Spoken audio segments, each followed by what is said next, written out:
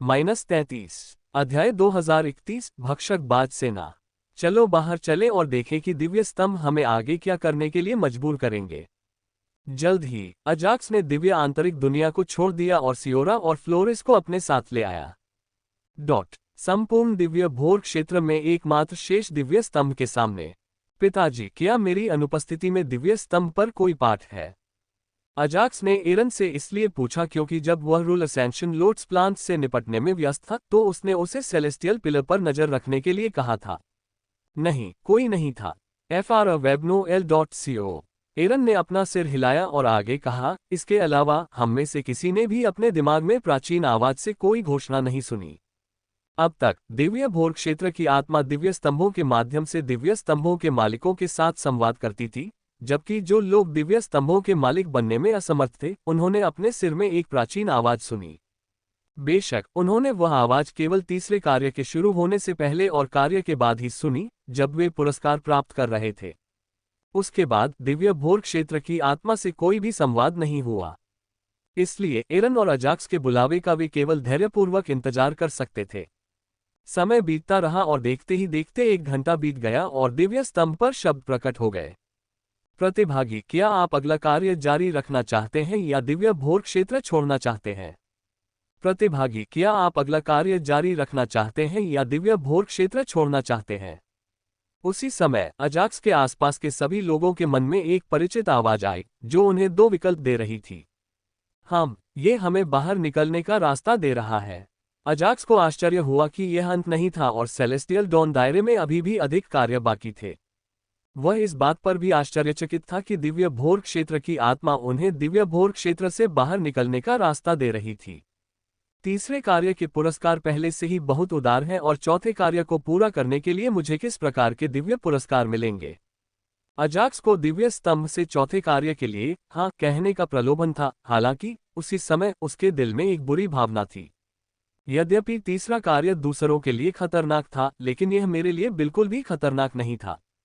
शायद ये दिव्य पुरस्कारों के लिए उसका लालच था, लेकिन अजाक्स दिव्य स्तंभ से चौथे कार्य के लिए हाँ कहने के लिए कारण खोजने की कोशिश कर रहा था।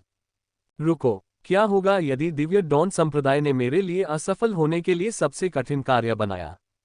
चूंकि अजाक्स को काफी उदार पुरस्कार प्राप्त हुए थे, इसलिए कोई रास्ता नहीं था कि सेलेस्टियल डॉन संप्रदाय उसे उन सभी को लेने दे। इसलिए इस डर ने उसके ज्यादा इनाम पाने के लालच को थोड़ा दबा दिया। एम्पायर के जरिए अपडेट रहें। संक्षेप में, अजाक्स इस दुविधा में पड़ गया है कि उसे सेलेस्टियल डॉन क्षेत्र में बने रहना चाहिए या उसे छोड़ देना चाहिए। छोड़ो भी, मैंने दिव्य भोर क्षेत्र में पहले ही बहुत सी अप्रत्याशित चीजें अर्जित कर ली हैं। मुझे संतुष्ट होकर जब भी मौका मिले यहां से निकल जाना चाहिए। जल्द ही अजाक्स ने उन चीजों के बारे में सोचना शुरू कर दिया जो उसे दिव्य भोर क्षेत्र में प्रवेश करने के बाद प्राप्त हुई थी। सबसे पहले उसे 2 राक्षस बैलें मिली, एक लड़ाकू साथी रूप में और दूसरी उद्यान साथी रूप में। दिव्य स्तंभ और अन्य अवसरों से मिले पुरस्कारों की मदद से उसने दोनों को दिव्य राक्षस बेलों में विकसित किया। उन्होंने अपनी दिव्य आत्मा साधना में मध्यस्तरीय सम्राट क्षेत्र साधना तक पहुंच बनाई। इसके बाद उन्होंने अपनी दिव्य आत्मा चेतना की क्षमता को 1.5 बिलियन इकाई तक उन्नत किया और अपने उच्च स्तरीय सम्राट क्षेत्र साधना के लिए एक और सफलता की आवश्यकता को पूरा किया। सबसे महत्वपूर्ण लाभ एरन की सौभाग्यपूर्ण मुलाकात थी, जिससे उसे नियम आरोहण कमल पौधे को समूहों में विकसित करने में मदद मिली, जिससे उसके कुछ लोगों और आत्मिक प्राणियों को अपने दिव्य नियमों को 80 के जागृति प्रतिशत तक उन्नत करने में मदद मिली। इनके अलावा अजाक्स को दिव्य नियम औषधि, दिव्य विश्वकोर, बहुत सारे महान विश्वकोर और भी बहुत कुछ प्राप्त हुआ, जो दिव्य भोर क्षेत्र से अजाक्स की मूल अपेक्षाओं से कहीं अधिक था। ये सब सोचते हुए अजाक्स ने अपने सभी विचारों को स्पष्ट करने के लिए अपना सिर हिलाया और निर्णय लिया, अब सेलेस्टियल डॉन क्षेत्र को छोड़ने का समय आ गया है। सब लोग चलो दिव्य भोर क्षेत्र से बाहर निकले, हालांकि अपने विकल्प चुनने से पहले कुछ समय प्रतीक्षा करें। जब अजाक्स ने सेलेस्टियल डॉन क्षेत्र छोड़ने का निर्णय ले लिया, तो उसने सभी को अपने साथ जाने का आदेश दिया, क्योंकि यह उनके लिए बहुत खतरनाक होगा और अजाक्स उनमें से किसी को भी खोना नहीं चाहता था। हालांकि वह दिव्य भोर क्षेत्र को छोड़ने की जल्दी में नहीं था, इसके बजाय उसके पास इससे पहले कुछ योजनाएं थीं। चूंकि दिव्य भोर क्षेत्र से बाहर निकलने से पहले कोई समय सीमा नहीं है, इसलिए ये समय है कि मुझ पर साधना संसाधनों को शक्ति में परिवर्तित किया जाए। अजाक्स ने अपने पास मौजूद सैकड़ों रूल असेंशन लोड्स के बारे में सोचा और हल्की सी मुस्कान बिखेरी। भक्षक बाज सेना, आगे आओ। बिना समय बर्बाद किए अजाक्स ने 11 भक्षक ईगल सम्राटों को बुलाया। उनका उपभोग करो। अजाक्स ने उनमें से प्रत्येक को 18 नियम उद्गम कमल दिए, क्योंकि वह जानता था कि वे बहुत छोटे नहीं थे और उन्हें अपने दिव्य नियमों को 80 के जागृति प्रतिशत तक लाने के लिए कम से कम 18 कमलों की आवश्यकता होगी। हाँ मास्टर, एल्डर की आंखें चमक उठी जब उसने रूल असेंशन लोड्स को देखा और माउंटेन लायन सम्राट का उपहास किया, क्योंकि नोवा अपने 80% जागृत दिव्य नियम के बारे में शेखी बघार रहा था और मुस्कुरा रहा था। अब इन नियम आरोहण कमलों का उपयोग करके वह अपने अधीनस्थों के साथ मिलकर अपने दिव्य नियमों को 80 के जागृति प्रतिशत तक उन्नत कर सकते हैं। इसके साथ ही डिवाइरा ईगल आर्मी अजाक्स के अधीन सबसे शक्तिशाली सेना बन गई। इसके साथ ही एल्डर ने रूल असेंशन लोड्स का उपयोग किया और शेष भक्षक ईगल सम्राटों ने अपने नेता के कार्यों का अनुसरण किया और अजाक्स से प्राप्त रूल असेंशन लोड्स का उपभोग किया। डिंग, मेजबान के अनुबंधित आत्मा जानवर एल्डर ने अपने 4 दिव्य नियमों को 80 के जागृति प्रतिशत तक लाने के लिए 14 नियम आरोही कमल का उपयोग किया। डिंग, मेजबान के अनुबंधित आत्मा जानवर कैड ने अपने 2 दिव्य नियमों को 80 के जागृति प्रतिशत तक लाने के लिए 18 नियम आरोही कमल का उपयोग किया। डिंग, मेजबान के अनुबंधित आत्मा जानवर केल ने अपने 2 दिव्य नियमों को 80 के जागृति प्रतिशत तक लाने के लिए 18 नियम आरोही कमल का उपयोग किया। डॉट डॉट डॉट डॉट जल्द ही अजाक्स को सिस्टम नोटिफिकेशन की एक श्रृंखला प्राप्त हुई, जिसमें उसे भक्षक ईगल सम्राटों द्वारा अपने दिव्य नियमों के जागरण प्रतिशत को 80% तक उन्नत करने के लिए उपयोग किए गए नियम आरोही कमलों की संख्या के बारे में बताया गया। बिना किसी आश्चर्य के भक्षक ईगल सम्राटों के नेता एल्डर ने सबसे कम कमल खाए, जबकि अन्य भक्षक ईगलों ने समान संख्या में कमल खाए, 18। चीख चीख। अपने दिव्य नियमों को उन्नत करने के बाद सभी भक्षक चील उत्साह से चीख उठे। अब से तुम मेरे अधीन सबसे मजबूत सेना होगे। Free web novel CM। उनका उत्साह देखकर अजाक्स ने उनकी प्रशंसा करते हुए कहा, हालांकि जब दूसरे खतरे में हो तो आपको उनकी रक्षा और देखभाल करनी चाहिए। वे जितने अधिक शक्तिशाली होते गए, उतनी ही अधिक जिम्मेदारियां उन पर बढ़ती गईं और अजाक्स चाहता था कि ये भक्षक ईगल उसके परिवार, मित्रों और सम्मान के संरक्षक बने। चीख। सभी भक्षक चीलें चीख उठीं और अजाक्स के आदेशों को स्वीकार कर लिया। चूंकि भक्षक ईगल्स गर्वित प्राणी हैं और अपने शब्दों से पीछे नहीं हटेंगे, इसलिए अजाक्स अपने अनुबंधित आत्मा जानवरों के बीच आंतरिक लड़ाई के बारे में चिंतित नहीं था। मेरे पास अभी भी 600 से अधिक रूल एसेंशन लोड्स हैं। इसके बाद अजाक्स ने अपने भंडारण रिंग में शेष बचे रूल असेंशन लोड्स को देखा और सोचा कि उसे किसका उपयोग करना चाहिए। चलो 10 नियम वाले असेंशन लोड्स को बेचने के लिए अलग रख देते हैं, जिससे मेरे पास केवल 600 लोड्स बचेंगे। रावेत, स्नो, स्पैरो, घोस्ट और नोवा, आगे आओ। एम्पायर में छिपी कहानियों की खोज करें। जल्द ही उसने कुछ सोचा और अपने अनुबंधित आत्मा जानवरों को बुलाया, जिनके पास प्रबंधन करने के लिए अपने स्वयं के कबीले थे।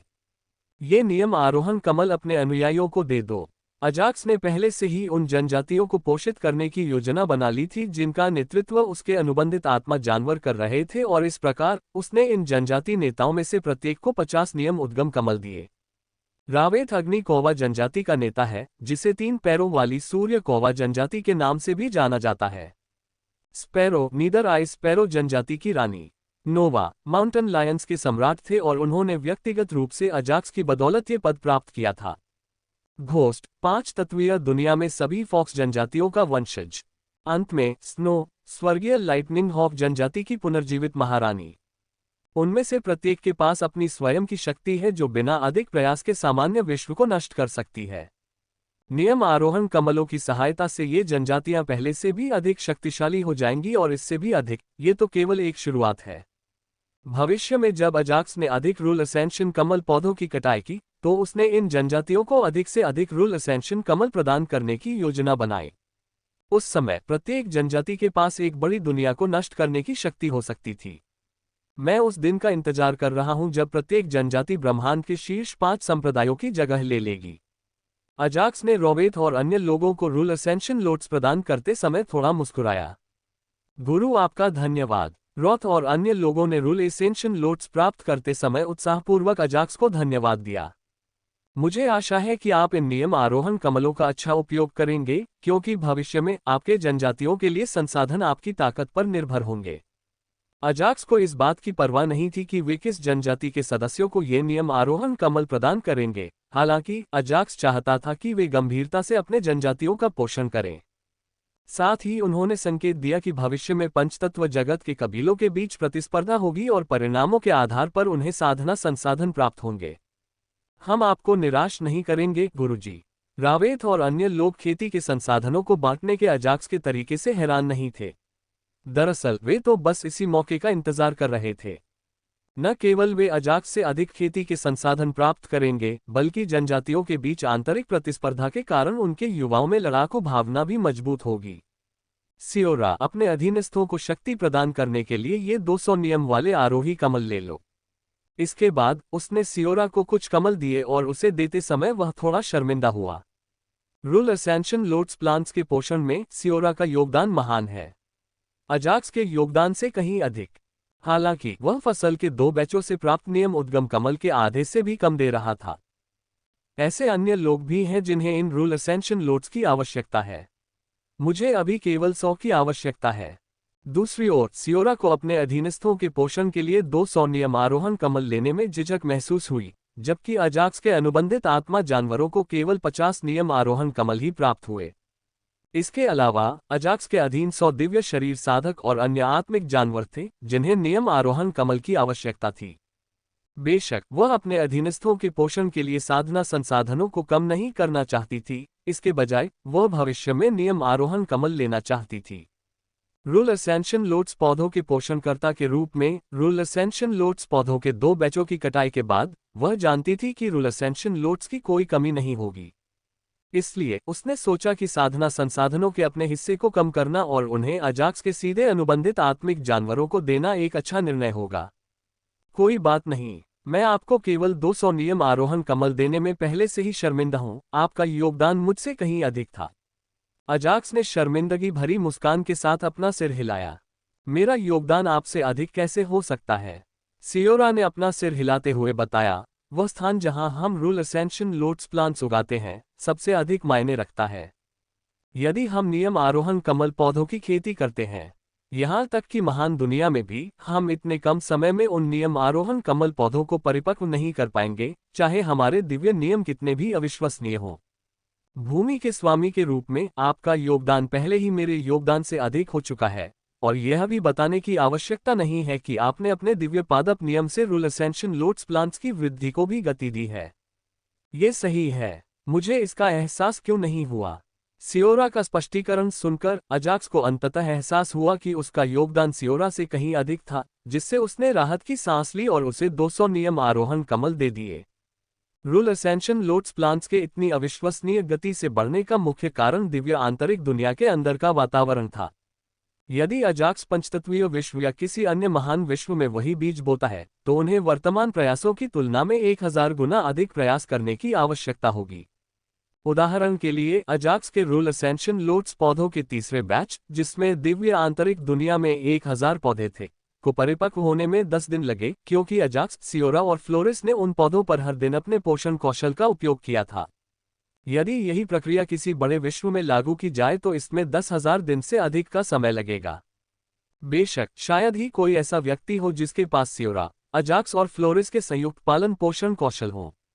हजारों वर्ष से जीवित कुछ पुराने साधकों में मेरी तरह की पालन पोषण की कुशलता हो सकती है, तथापि मुझे विश्वास है कि पूरे ब्रह्मांड में ऐसा कोई भी नहीं है जिसके पास सियोरा जैसी पालन पोषण की कुशलता हो। सियोरा के दिव्य वन नियम के बारे में सोचकर अजाक्स उत्साहित होने से खुद को नहीं रोक सका। अजाक्स का दिव्य पादप नियम दुर्लभ था, तथापि ऐसे कई साधक थे जिन्होंने दिव्य पादप नियम को जागृत किया, तथापि दिव्य वन नियम इतना दुर्लभ है कि अजाक्स को संदेह है कि कुछ वनकल्पित बौनों को छोड़कर किसी ने भी इसे जागृत किया होगा। यदि कोई इसे जागृत भी कर दे तो विश्व को नियम आरोहण कमल और विशाल क्रिस्टल जैसे स्वर्ग विरोधी साधना संसाधनों के बिना दिव्य वन नियम के जागरण प्रतिशत को बढ़ाना बहुत कठिन था।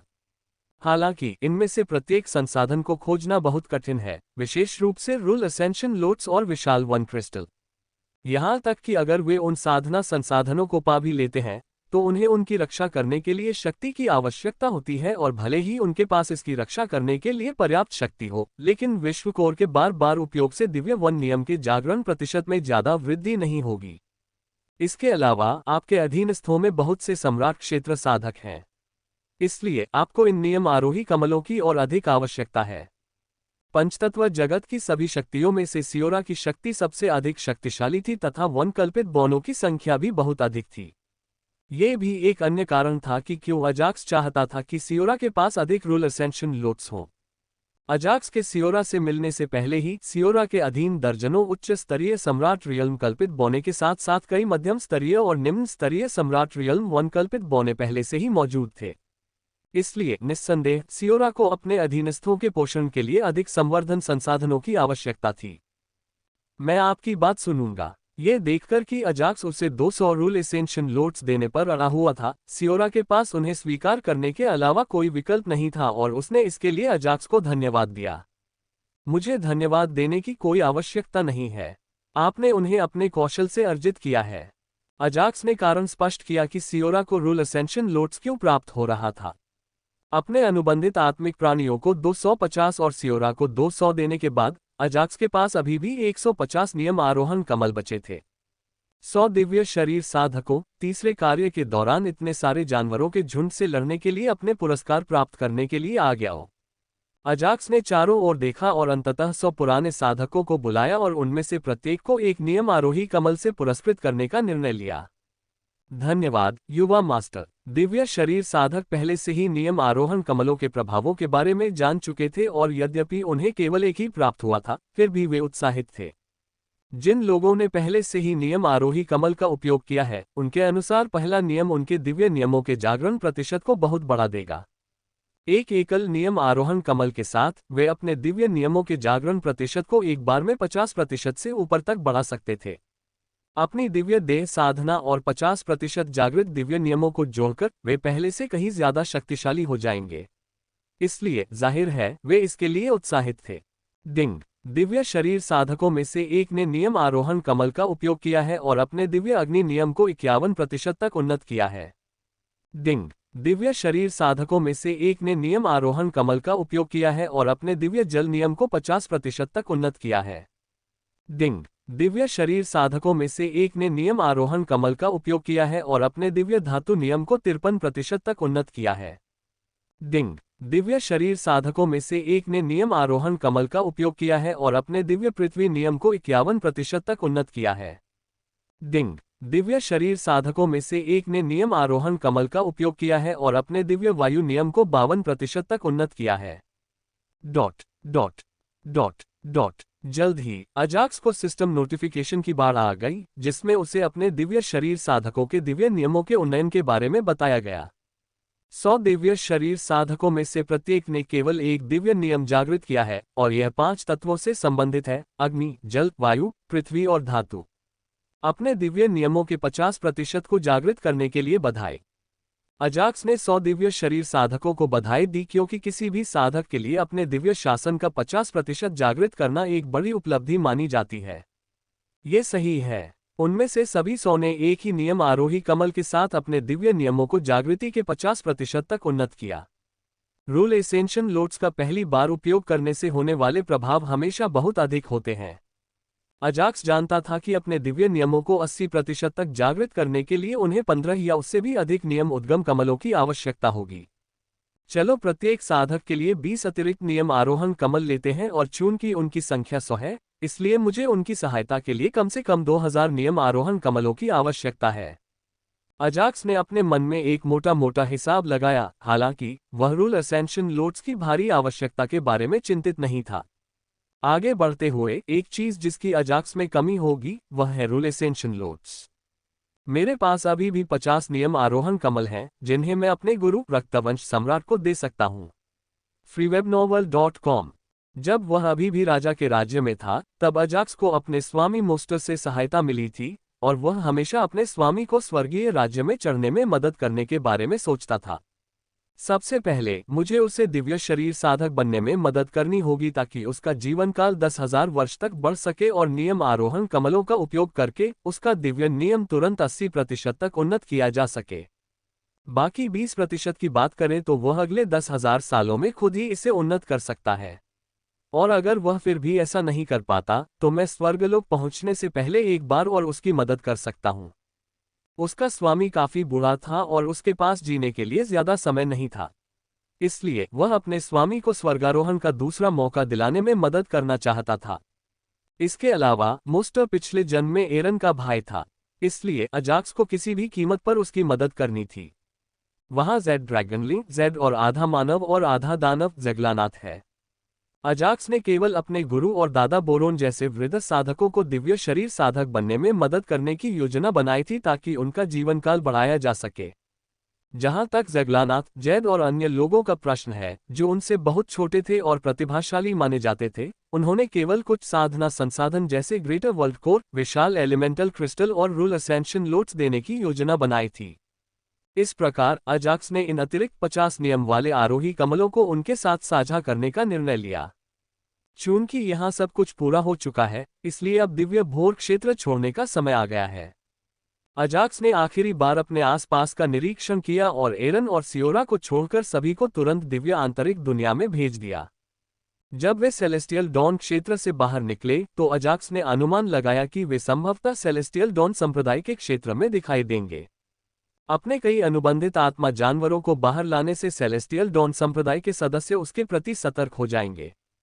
चाहे अजाक्स कितना भी शक्तिशाली क्यों न हो, वह हमेशा अपने विरोधियों को खुद को कम आंकने पर मजबूर करने की कोशिश करता था, और लापरवाही के उस क्षण में अजाक्स अपने विरोधियों को तेजी से परास्त कर सकता था। चलो चलें, एम्पायर पर कहानियां खोजें। जल्द ही अजाक्स ने दिव्य स्तंभ द्वारा पूछे गए प्रश्न पर अपना निर्णय दे दिया। दूसरी ओर एरन और सियोरा ने भी सेलेस्टियल डॉन क्षेत्र छोड़ने का निर्णय लिया। स्विश! जैसे ही उन्होंने निर्णय लिया, अजाक्स, सियोरा और एरन सेलेस्टियल डॉन क्षेत्र से गायब हो गए। दिव्य भोर संप्रदाय मैदान में दिव्य स्तंभ का तीसरा कार्य समाप्त हुए काफी समय हो गया है। यदि वे बुद्धिमान हैं तो वे अभी छोड़ देंगे। दिव्य भोर संप्रदाय के संप्रदाय नेता थेरॉन ने अपनी लंबी काली दाढ़ी को ऊपर उठाया और जमीन पर बनी विशाल संरचना को देखा। संप्रदाय नेता, क्या आप अंतिम दिव्य स्तंभ के स्वामी को अपना शिष्य बनाने की योजना बना रहे हैं? एक बूढ़े आदमी ने चेहरे पर शांत भाव लिए हुए थेरॉन से पूछा। बिल्कुल, थियोरन के चेहरे पर दृढ़ निश्चय था जब उसने आगे कहा, जो लोग दिव्य स्तंभ के पहले 3 कार्यों में जीवित बचे हैं, विशेष रूप से दिव्य स्तंभ के स्वामी कम साधना संसाधनों के साथ स्वर्गीय क्षेत्र में चढ़ जाएंगे। जब तक हम उसका पालन पोषण करते रहेंगे और उसे स्वर्गीय क्षेत्र में ऊपर चढ़ने में सहायता करेंगे, हम स्वर्गीय क्षेत्र में मुख्य शाखा के लिए बहुत योगदान करते हुए बहुत सारे साधना संसाधनों को बचा सकते हैं। उस समय वे हमें विशाल अर्ध दिव्य श्रेणी की वस्तुओं और यहाँ तक कि दिव्य श्रेणी की वस्तुओं से पुरस्कृत करेंगे जो हमें और संप्रदाय के अन्य संरक्षकों को स्वर्गीय क्षेत्र में चढ़ने में मदद कर सकती हैं। एक बार ऐसा हो जाए तो हम स्वयं को पुनः स्थापित कर सकेंगे और स्वर्गीय क्षेत्र में दिव्य भोर संप्रदाय की स्थापना कर सकेंगे। हमारे संप्रदाय के पर्याप्त सदस्यों और मुख्य शाखा के समर्थन के साथ स्वर्गीय क्षेत्र में जाने के बाद हमारी यात्रा सुगम होगी। थेरॉन ने उन सभी लाभों को साझा किया जो किसी व्यक्ति को अत्यधिक क्षमता के साथ स्वर्गीय क्षेत्र में जाने देने से प्राप्त हो सकते हैं। बेशक वे किसी को भी संप्रदाय के संसाधनों का उपयोग करके स्वर्गीय क्षेत्र में चढ़ने नहीं दे सकते। इसलिए वे ये सुनिश्चित करना चाहते थे कि दिव्य स्तंभ का स्वामी दिव्य भोर क्षेत्र का एक वफादार संप्रदाय सदस्य बने। इसके अलावा उनके पास ये सुनिश्चित करने के अपने तरीके थे कि युवा साधक वास्तव में उनके संप्रदाय के प्रति वफादार है या नहीं। बात यह है कि स्वर्गीय लोकों में शक्तिशाली शक्तियों की सभी शाखाओं को अपने मूल संप्रदायों या संगठनों से कार्य प्राप्त हुए हैं। बहुत अधिक क्षमता वाले युवा और प्रतिभाशाली साधकों को खोजें और उन्हें स्वर्गीय लोक में आरोहण में सहायता करने से पहले अपनी सेना में शामिल करें। निस्संदेह एक बार जब ये युवा और प्रतिभाशाली साधक ऊपर उठ गए तो मुख्य शाखाएं उन्हें स्वीकार कर लेंगी और उनका पोषण करेंगी, जिससे न केवल साधक अधिक शक्तिशाली बनेंगे बल्कि उनकी पूरी शक्ति भी अधिक शक्तिशाली हो जाएगी। अपनी साधना में फंसने के बाद थेरॉन ने एक योजना बनाई और इसमें सेलेस्टियल डॉन दायरे का उपयोग करना शामिल था। जब तक उसकी योजना काम करती रहेगी, अनेक वृद्ध साधकों को जो मृत्यु से 1 इंच दूर थे स्वर्गीय क्षेत्र में चढ़ने का मौका मिलेगा, जिनमें वह स्वयं भी शामिल है। इसलिए थेरॉन को उम्मीद थी कि उनकी योजना बिना किसी समस्या के सफल हो जाएगी। संप्रदाय नेता थेरॉन, दिव्य भोर क्षेत्र से प्राप्त पुरस्कार लगभग सभी गायब हो गए हैं। जब थेरॉन दिव्य भोर क्षेत्र से जीवित बचे प्रतिभागियों की प्रतीक्षा कर रहा था, तभी एक वृद्ध साधक संप्रदाय के मुख्य कक्ष के अंदर से तेजी से दौड़ता हुआ आया और चिंतित भाव से थेरॉन को सूचित किया। स्पष्ट रूप से समझाएं।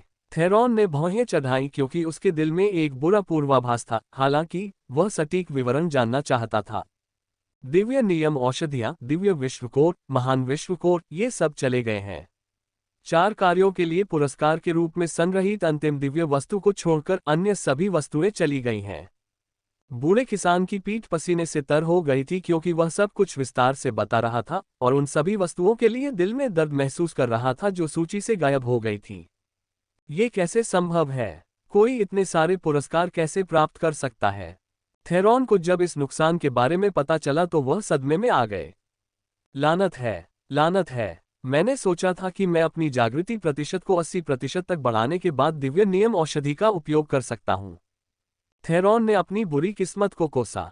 वास्तव में, यदि वह चाहता भी तो थेरॉन दिव्य नियम औषधि का उपयोग नहीं कर सकता था, क्योंकि वे दिव्य भोर क्षेत्र में प्रवेश करने वाले प्रतिभागियों के लिए पुरस्कार हैं और ये पुरस्कार स्वर्गीय क्षेत्र की मुख्य शाखा द्वारा जारी किए जाते हैं।